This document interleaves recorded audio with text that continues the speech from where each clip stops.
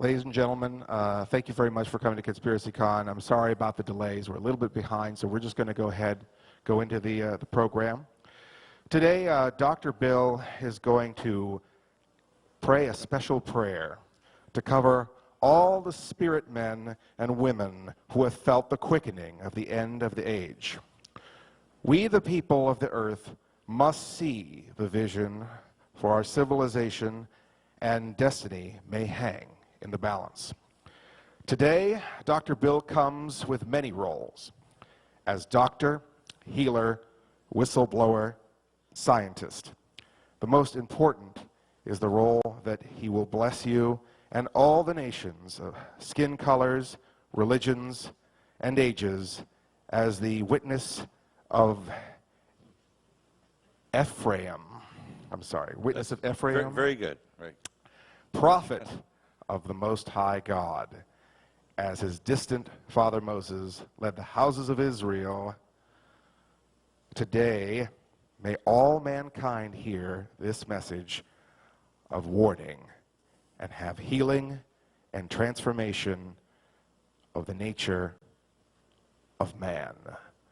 Ladies and gentlemen, I give you Dr. Bill Deagle, MD.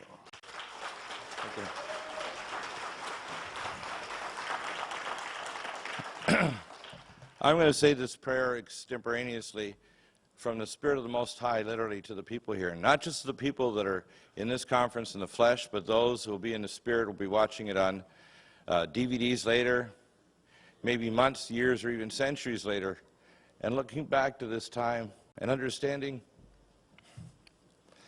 all of the people that have spoken here are not speaking theories. They're speaking questions. They're speaking some of the answers, and what I'm going to do today is I'm going to connect the dots. I'm going to explain things. Perhaps even if you've gone to all these conferences and been studying it for most of your life, that you're going to get a big aha. The aha of, yes, you can see eternity, but just like Michael Tessarian says, you have to be transformed to see it. It is not a timeless place. It is a place without time. So you have to understand that. When you do that, and realize that you're a spirit being having a experience as man and woman in this realm, and there are many, many worlds across this great cosmos, then you'll understand this. So let me say this prayer, not only calling out and praying over all those that are shamans and priests and nuns and people that are pastors and call themselves leaders in the spirit, and Buddhists and people that just meditate. I want to say this prayer. May the Lord God, the God of the universe, the God of all beings, throughout the world and throughout all the worlds, bless these people in this world today, and may they see the cataclysms coming and the transformation of man.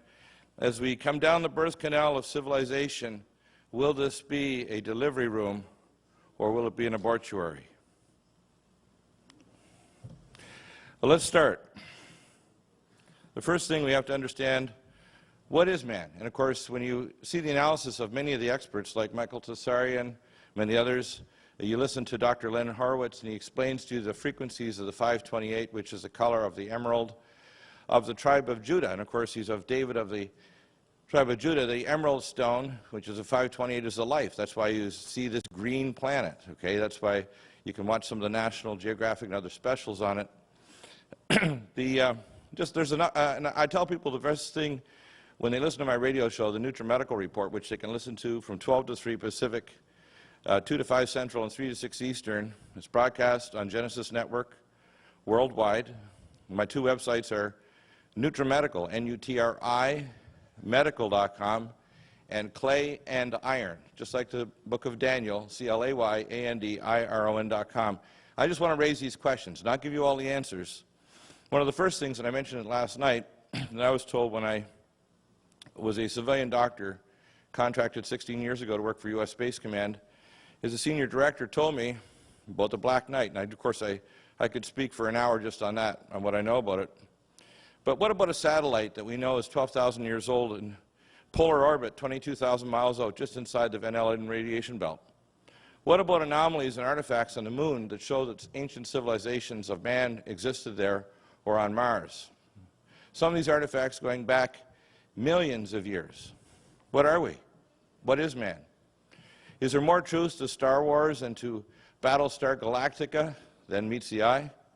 Are we the colonists and the survivors of an ancient war?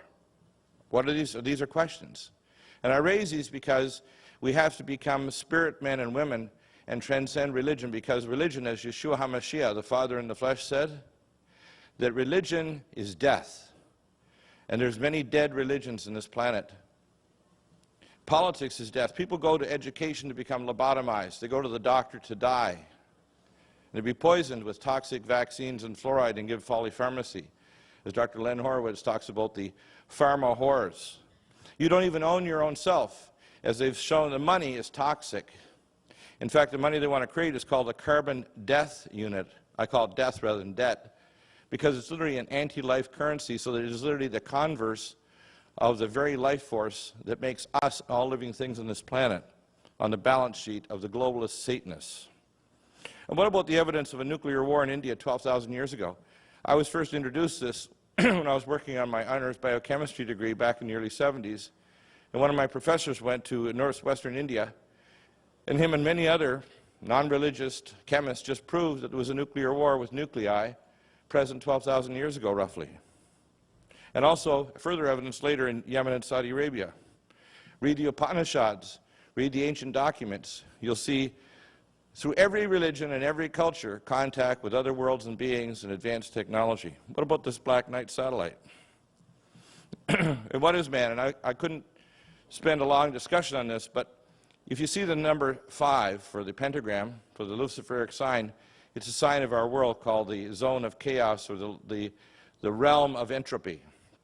Our realm is not a 4-dimensional world where time is the ultimate dimension. The 5th dimension is what's called the torsion field. The best way to describe a torsion field is to take a magnet. If you take 2 magnets, the space between the magnets contracts and the mass of the magnets increases.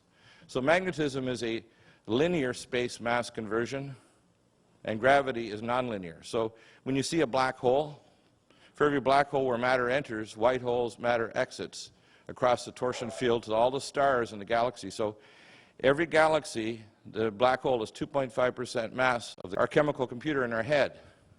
This is a sensory pod. As some of the philosophers said, this is my worm, this is my larvae. I'm a butterfly, I'm a spirit being, and you only see a tiny portion of what I am and what you are, and I'm not greater or less, I'm just a little further along the road trying to tell you, like a watchman, this is the way to go with my lantern. There's 7 dimensions in the spirit realm, so you have one body in the realm of entropy, and 7 dimensions or 7 realms in the spirit, and of course the eternal is where the creator of the universe is. He's outside of creation, and he's not a he is literally the one who co-creates himself when he is making us. We are literally becoming eternal ones. We aren't now. Most of us aren't now. And the thing is, when we become eternal, the death of the physical body is not the end of what we are as an ego. The ego must be the first dragon that's slain. Look at our universe. I call it the one-eye voice. It says about Yeshua HaMashiach Jesus that he was the Logos, the voice. In our Milky Way galaxy, there's anywhere from 500 million to 1 billion stars, many of them having planets, and between 65 and 150 trillion galaxies in the known universe, and that's in our, quote, bubble. And most of the people that research multiverses view that our whole universe is yet an elemental particle in a larger universe. Just think of the multiverse, membrane theory, the fact that literally it's not just the Big Bang, but the continuous recreation of everything. Every 11,500 years, as I'll show you here, that organisms are recreated.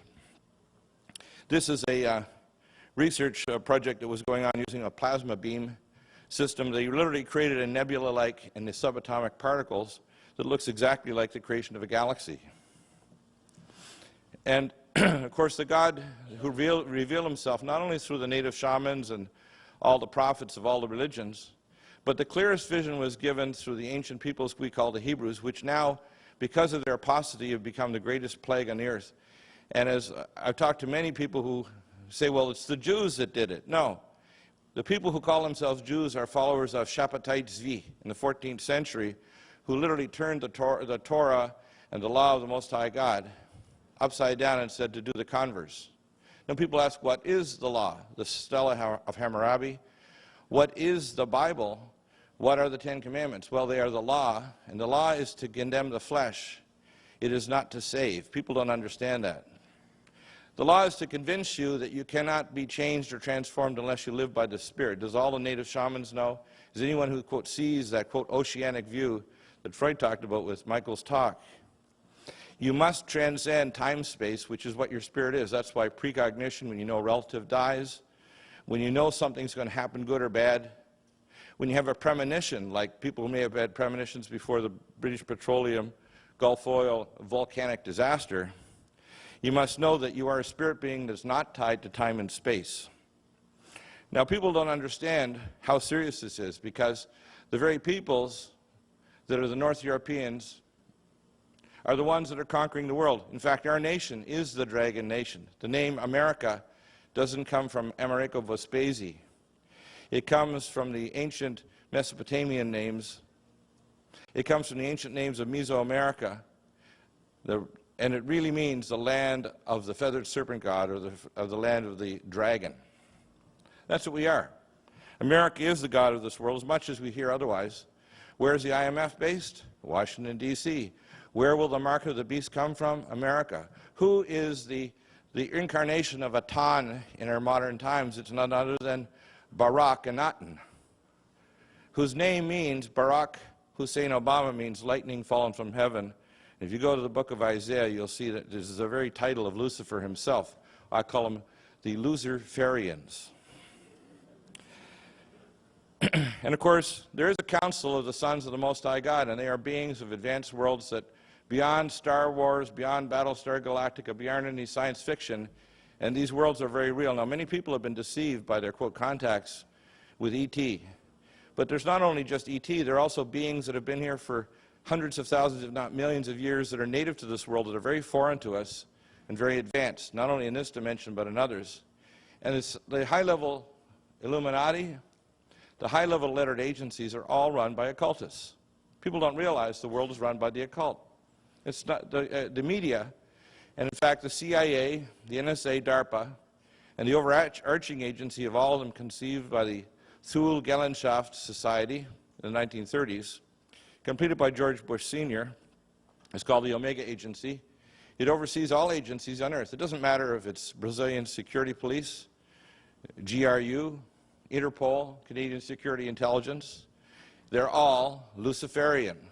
You don't advance in the military or these agencies, DARPA, unless you're involved. Look at the people who are involved in the rocket projects here at Jet Propulsion Labs. Members of the Church of Set. The God of forces, the God of intellect, the God of being the master of the chaos masters.